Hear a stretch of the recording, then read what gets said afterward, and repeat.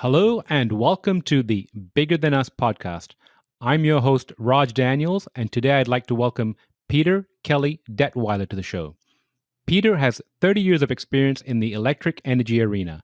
He writes for Forbes.com and other publications on topics related to disruptive innovation and its impact on the electricity infrastructure.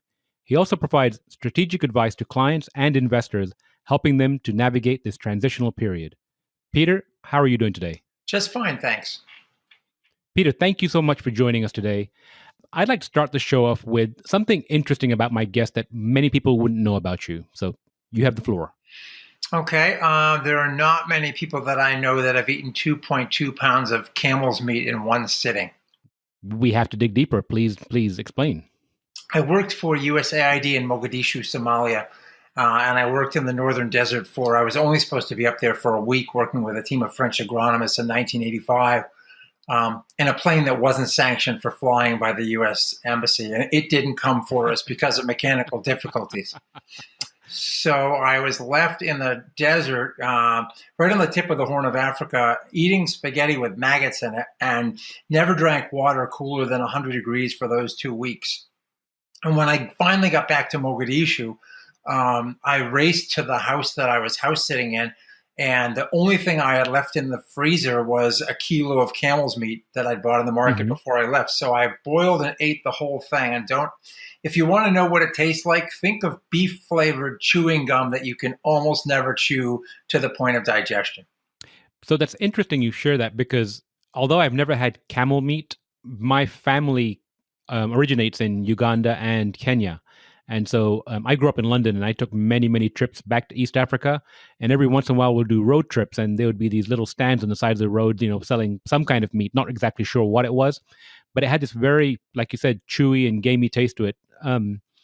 People that are perhaps used to hunting and getting, local meats in the area over here, deer meat, that might resonate with them, but you're absolutely right. I kind of know what the chewy consistency you're talking about. So you would have stopped off in those little dukankas every place throughout Uganda and Kenya, then I imagine. I hitchhiked through in '83 and spent a bunch of time in both of those countries and actually climbed the Ruwenzori Mountains between Uganda and the Congo at that time.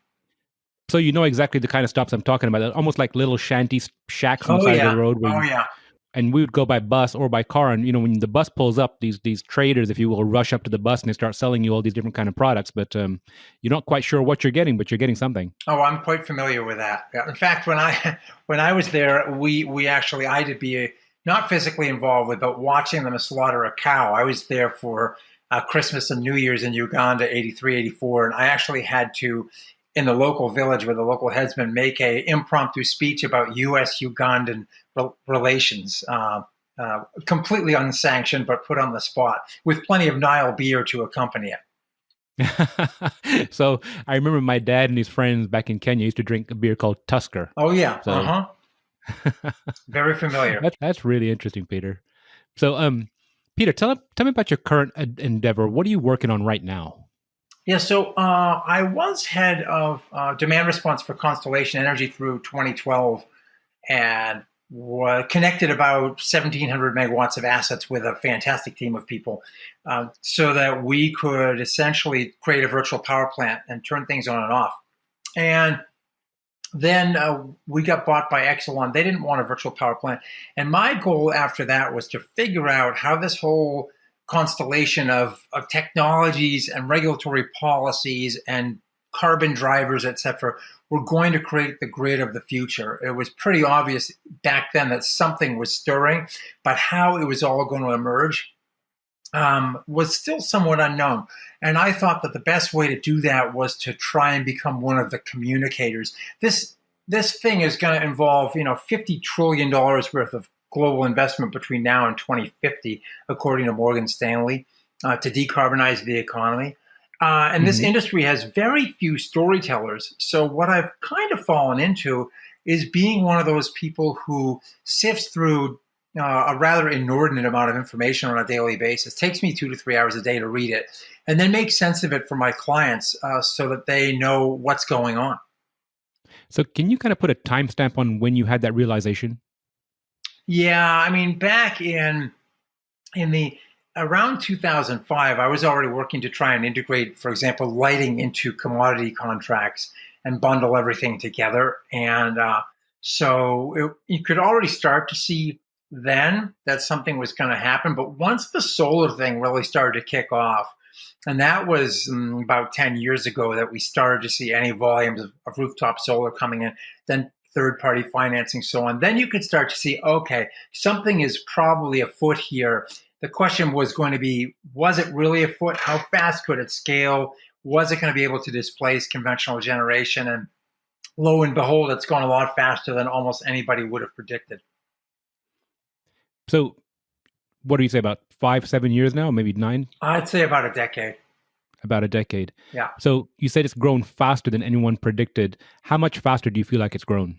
Well, the cost for example, there's this thing called the experience curve, which is every time you global double output of batteries or solar modules, for example, the costs fall by roughly 20%. In fact, in the last 6 months, battery costs have fallen by over 30%. And then the installation numbers. So just to give you one data point, last year in this country, we installed 777 megawatt hours of energy storage. Sounds like a big number, right? Put it in perspective. There's one project by FPL, owned by NextEra, the Manatee project in Florida, that's going to go in with 409 megawatts and 900 megawatts of capacity of battery storage. So one project will eclipse all of the installations in 2018. That's pretty amazing. Mm-hmm. Pretty amazing. So you said you read between 2 to 3 hours a day.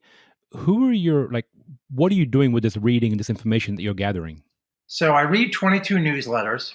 The first thing I do is tweet it out to people, then sometimes put an interesting story on LinkedIn. Then every Monday I put out a Forbes piece called Your Weekly Juice, the 5 stories that mattered last week. Thank you. But then, for example, I'm going down to New York City to meet with investors for lunch in 2 weeks. I'm often on calls with investors who are looking at, for example, making an investment in a portfolio of tens of millions of gas peaking plants, where I would say run, don't walk from that type of investment. And part of my job is to look out 10 or 15 years and think about what's going to happen. So if you look at linear forecasts, almost every forecast we've had over the last 10 years, 20 years or whatever, whether it's for gas, oil, batteries, wind, solar storage, EV adoption, they're all linear, pretty straight linear forecasts. They're all wrong because they don't anticipate sort of this S-curve dynamic that really takes place. And so I argue increasingly that people need to stop thinking in terms of linear forecasts and much more in terms of potential scenarios. Take 2 radical scenarios, for example, and then figure out, are you migrating to the left or to the right in terms of which pole are you heading towards? So, for example, recently, I interviewed the CEO, Andy Marsh of Plug Power, and it became clear to me, hydrogen's looking real. So now, basically, I look and say, okay, by 2030, I believe we will have a multi-tens of billion-dollar hydrogen economy. So then I start to look for the proof points to tell me that's going to happen. And sure enough, there's an announcement, a couple weeks ago. Well, the one this last week, ThyssenKrupp, the Japanese steel maker, is now piloting hydrogen in one of the steel plants. Now, why does that matter? Because it's hydrogen that's produced from wind and solar. So for the first time, we can take a renewable intermittent resource and turn it into something that's really energy dense that can be used by heavy industry. Up until now, wind and solar couldn't interact with heavy industry. But if you turn the electron into the medium of hydrogen, now you have a fuel that essentially represents long-term storage, and it's completely green. Australia is looking at a project right now where they may be exporting hydrogen. So exporting sunlight to Asia in the form of hydrogen, putting in like 5 gigawatts of solar panels in the Australian desert, then using the process of electrolysis to separate water into H2 and O, and then taking that H2 and compressing it and or potentially liquefying it and shipping it to energy-starved Asia. It's fascinating, all the information you just shared. And you mentioned your Forbes article. Do you present to the investors in the form of a call, or do you have a report or white papers that you also publish? Typically, it's a call because it tends to be a very dynamic conversation where I'll make some kind of a statement and they're like, well, how about this? And then they dig deeper and deeper into. But I've also done white papers. For example, I did one that actually won an award, which shows you people aren't very um, distinguishing. But anyway, it was a paper on the global data center industry and power markets. Mm-hmm. And it was a client, Vern Global, that's located up in Iceland, where power is 3.5 cents a kWh and the cooling is free. And cooling for a data center represents roughly 35 to 45% of its load because of the waste heat from the servers. And so I was looking around the whole world. Where are these data centers going in? What are the energy costs? What are the infrastructure constraints? Where might they locate instead? And the logical answer was locate to the Nordics with abundant, cheap hydropower and cool temperatures, or to Quebec, which has the same profile. So, if someone Mm-hmm. asks me to, look at an industry and make sense out of it, if given enough time, I'll run down a few blind alleys and fall into a few rabbit holes. But eventually, I figure it out and get it right. So how much is enough time? Oh, well, it usually takes me a couple months to, for example, that data center paper, I got lost in the thicket halfway through and I just had to leave it because I had to disentangle what was happening with supercomputers and how was data actually being processed and how quickly Mm-hmm. we were moving into a zettabyte world and what did that have in terms of implications and how fast were chips getting more efficient and so on and so forth. And at one point, I just felt overwhelmed and I had to kind of go back to Occam's razor first principles to make sense out of it and go back to the client and say, okay, here's the emerging thesis that I'm seeing. It's kind of like, Mm-hmm. when you have that 8 ball and you say, am I going to get a date tonight? And then you look into that opacity and finally the thing says, I think not. Well, it's one of those things where I finally got clarity around the issue and then we published it and it turned out we did okay with it. And data center is a perfect example of non-linear, right? You've seen the exponential growth in Yep, the last few years, so exactly. that I totally understand. So, And Peter, if you you've been think involved in just this. one other thing about data centers and supercomputers, at the end of the day, the whole electricity realm is about material science. It's chemistry and Mm-hmm. physics. And it's therefore the materials that either help generate, transmit, or consume the electron. And the use of supercomputers to figure out better molecules throughout that whole Mm-hmm. process is going to dramatically transform the technologies that we employ in the future. Totally agree. There's a University of UTD around the corner over here is doing a lot of work at the chipset level. TI is one of the major sponsors, so totally Yep. understand what you're talking about there. So So, sorry Peter, for the you've been interruption. Yeah, go ahead. no worries. You've been involved in this industry for a long time. What's your why? What drives you to engage in this and keep staying engaged? Okay, so I'm a one issue voter, which is Okay. we live on a planet that ultimately has very physical limitations. Atmospheric science being irrefutable. It doesn't care what our ideology is. And at the end of the day, I now tend to look at elections, financial cycles, and wars as small, temporary nuisances that are barely worth paying attention to. They're blips. If you look Mm-hmm. at the scheme of 20 or 30,000 years of human, habitation since the cave paintings in Lascaux in France, right? If you really care about and love fellow humans and fellow species and think about what the Bible says or what any holy book says, our job as sentient human beings is to protect those that we love and those that we don't know but should love. So at the end of the day, I'm driven by one thing only, and that is how do we have a habitable planet that we don't end up killing ourselves because we create finitude of resources in all directions, with the main one being climate change, because if that goes south, then everything goes south. So I would say that since I was little, I remember driving into Boston one day, watching all these cars with stuff coming out of their tailpipes and thinking, and I was probably 8, and thinking, this can't go on forever, can it? And then, by the time I was in the late 80s, arguing with my father-in-law before I even got married that climate change was going to be the defining issue of our generation. And now, unfortunately, every study that comes out of NOAA or NCAR, any of these places, suggests that the problem and the feedback loops are getting worse faster than most of the modeling suggested that they would. So even though the solutions are moving faster, the problem seems to be exacerbated more rapidly as well. So that is my obsession: is do we leave this place when we die, so that it's at least as good as it was when we came in? And what's the morality around that? That's really touching. I read a book called Sapiens a few years ago, and my takeaway from that, to your point, is that although we might feel really important in the moment, over the scale of time, we're not even a drop. So totally understand what you're saying there. I mean, can't you imagine aliens coming to this place in 10 million years and seeing in the sedimentary rock a bunch of plastic glad bags and Barbie doll heads, and just going, I wonder what that was all about? You're right. You mentioned feedback loop. Can you expand a little on that? Yeah, so essentially, you've got issues.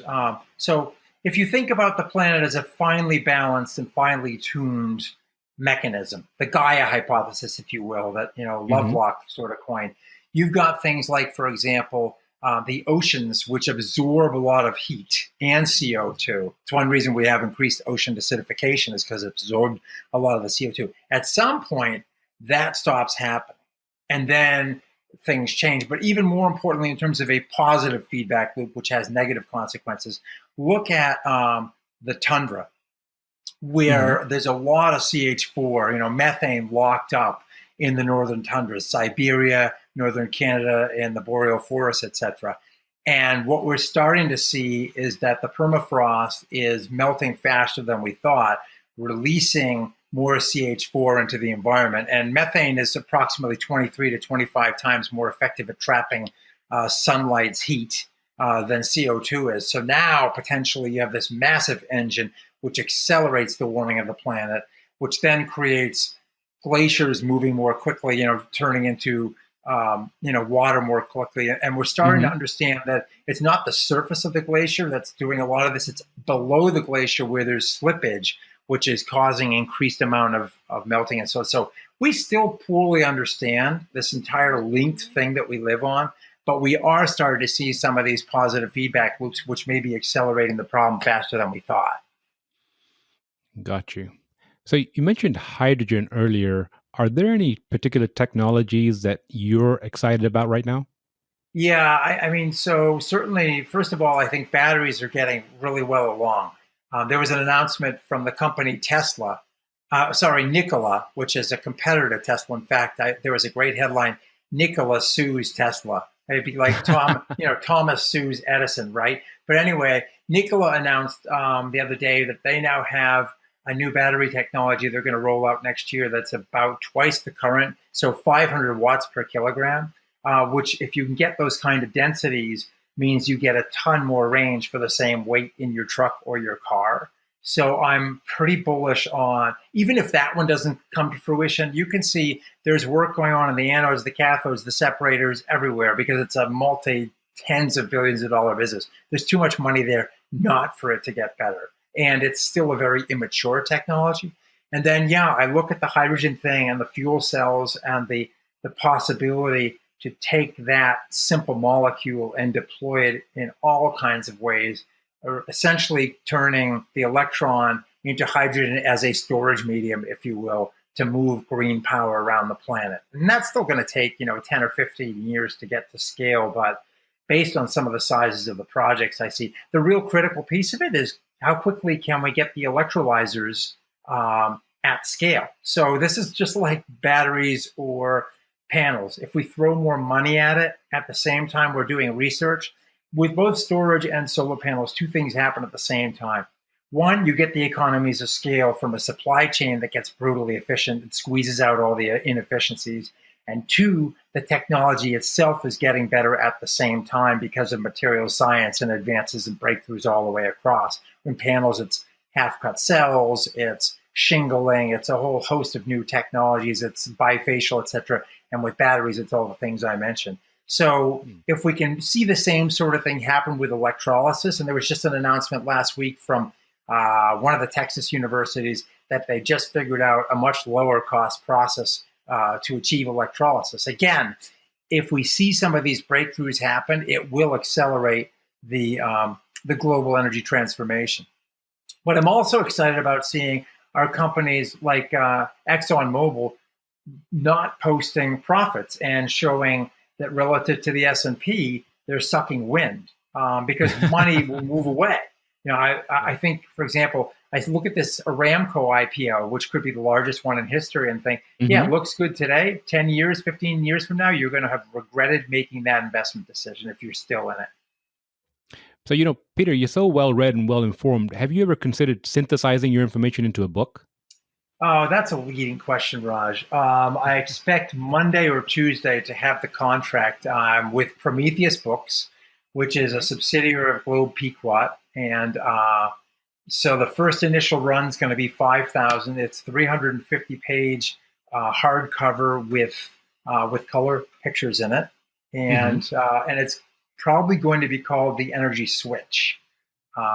So I wanted to call it The Balance of Power, but the editors are like, yeah, but then everyone's going to think it's a geopolitical thing. And I said, it is a geopolitical thing because the balance of power, both in terms of power and, political power, all shifts. But they're like, yeah, it's going to confuse too many people versus the energy switch, which is a little bit sort of cleaner. So I put together a 30-page proposal, and it's all based on stories. So, for example, April 27th of this year, I was on a ferry in Somerset, Massachusetts, watching the implosion of the two largest cooling towers in the world. They cost $570 million, took 4 years to build, and they were only in service 5 years, and they became victim to low-cost natural gas, which was because of the fracking revolution technology, which took everybody by surprise and is so emblematic of the capital at risk with people who aren't paying attention to the disruptive technologies that are emerging from all over the economy. So my job is to look at these emblematic happenings in this book and make sense of them for the reader and paint this picture about how this is moving. And my analogy is a bad one in the sense that I like to say we're not living in a snapshot world. We're living in a motion picture world where the frames are accelerating, except today we don't have motion pictures with frames anymore. It's all digital. So it's an analog analogy in a digital world, but that's actually what's happening. The pace of change is moving more quickly every day. I almost feel like your book should be a living document, almost like with a QR code in there where someone that buys the book can every so often snapshot the QR code and go to new content that you're creating. Yeah, that'd be an interesting idea because at the end of the day, I'm tempted to write the first sentence of that book saying, by the time you read this book, almost everything in it will be out of date and outmoded because it will, right? But the half-life, for example, the half-life of my knowledge is less than, say, 4 months. In other words, I do a 12-hour workshop on battery storage and another one on the evolution of the power grid. And I have to, if I do, for example, I'm in 2 weeks, I'm doing a 12-hour workshop on batteries in Las Vegas. And I had to go in and spend about 3 to 4 hours updating a deck that I just presented in July. Is it a public workshop? Yeah, it's it's with EUCI, and we typically have anywhere from 20 to 40 professionals in the room who want to understand not the nitty-gritty of the spreadsheet and the benefit cost, but why is storage going to take over, and what do the business models look like? Where are the revenue streams coming from? What does the regulatory environment look like? And how do I need to think about this big picture before I then engage with the contractor and go to the next step? So it sets the framework for, sort of, mine's the 101, then there's a 201 with sort of these deeper level practitioners. But if you don't understand the why of something, there's no value in understanding the what. So that's one of the reasons we launched this podcast, because, the question I asked you is that we want to find out the why of the individuals that are engaged in this space. So I appreciate you sharing that. And if you can send me a link to the workshop, happy to put it in the notes so people can find it. Oh, great. That's it's a fun time. We have over a day and a half. I like to know who's in the room because all of them are subject matter experts that know a lot more about their particular topic than I ever will. And so I can then start to use them to teach each other. And some of my most enjoyable moments are when I'm actually cut out of the conversation and someone just says, "Hey, Dan, you did so-and-so in Alberta or in Texas. What did that look like and what were your biggest challenges?" And I just sit back with maybe a Sphinx-like smile on my face going, okay, I'm completely irrelevant at this moment, but education is still happening in this room, and I'm learning too. So those are some of my favorite moments. Well, I agree regarding the subject matter experts, but I feel like you have this unique way of distilling the information and conveying it, like you mentioned, from the storyteller perspective. So I really appreciate that. And on that note, you mentioned you speak to investors. Where else do you speak and share this information? I know you mentioned the Forbes article too in the book, but do you give any other public seminars or lectures? Yes, so I actually work, I'm TRIA's, Texas Renewable Energy Industry Alliance's storyteller in residence. So I work on their a newsletter every month, and then I moderate their conference at GridNext, which you were at a couple of weeks ago. And then I'm also working with the Smart Energy Decisions Group, which is a forum for quarterly meetings with corporate purchasers and solutions providers. And I put together content and moderate those conversations. And then I do a lot of keynotes for the American Public Power Association and for many of their constituent members, giving workshops all over the country and also to corporates. What I find is there are a lot of folks that maybe the C-suite understands the why, but not a lot of the other people do. And I love going in. For example, Austin Energy did their strategy kickoff, and they had 60 or 70 people in a room. And I did a 3-hour workshop with them before they did their strategy session, just level setting, understanding across the entire group of individuals, like what's happening, how to think about this. So at least when they embark on that strategy session, they have some common framework of knowledge for the ensuing dialogue. I love doing that sort of level setting engagement type. And that's my actual most favorite kind of work that I do is flying into some place, working with a team of people. For example, I did an 8-hour training with FERC staff this year just on the why of battery storage. That stuff is just beyond fun for me. Wow. So, Peter, a question I'd like to ask is, if you could share some advice with the audience, what would it be? And it can be across the board. The first thing is whatever you do, if you're looking for that next assignment, do something that scares you. We don't grow as individuals if we don't make mistakes, at least small ones. And if we don't do things that we're initially uncomfortable with embracing, the best and most satisfying jobs are usually ones where you, at the beginning of it, it happens to me with consulting assignments where you go, how am I going to tackle this? I know I'll be able to figure it out, but I don't know all the answers right now, but I think I have the skill set and the tools to do it. But then through the process, you learn and you grow and so on. So step one is absolutely do something that scares you on occasion. Step two is whenever you're looking for that job, whether it's consulting or with other people, look for culture. Like the Texas Renewable Energy Industries Alliance folks, the first time I sat down with them at dinner, I thought to myself, this feels like home to me, because they were all passionate, committed people who were funny at the same time and obviously enjoyed each other's company. I feel the same way about the SED group, the Smart Energy Decisions. There was one former FERC commissioner who told me, you get to this point where as a successful consultant, there's this no jerks rule where you just don't work with anyone that doesn't share a common passion and commitment. So to me, it's, again, do something that makes you a little bit nervous because you haven't done it before. And then always, always look for culture. Life is too short to work with people that are no fun. I totally agree. And I'm a little laughing here because I write a personal blog, and the subject this morning was outliers and how you need to travel to the edge of the bell curve to really get excited. Yeah. And that's what growth, I mean, at the end of the day, look, if we're fortunate, we'll probably be, somewhere lying on a deathbed with tubes in our nose. And I say fortunate because otherwise it meant we died very quickly and unexpectedly. But let's say you're towards the end of your life and you're looking back and you're trying to figure out, what was that journey all about? And my belief is that your life's job is to write the best and most interesting and loving story that you can, so that when someone hears that you died, they don't go, well, there's a better planet now as a consequence. But instead, someone says, wow, I really missed that individual and I enjoyed my interaction with them. And so you look back and you want to go, okay, I hope I did stuff that was interesting. I hope I did things that were meaningful. And I hope that when people remember me, they do it with a smile. Because at the end of the day, that's what this whole journey is all about. The rest of it, the bank account, the car you drive, everybody knows that's all nonsense, even though we all get sucked into that all the time.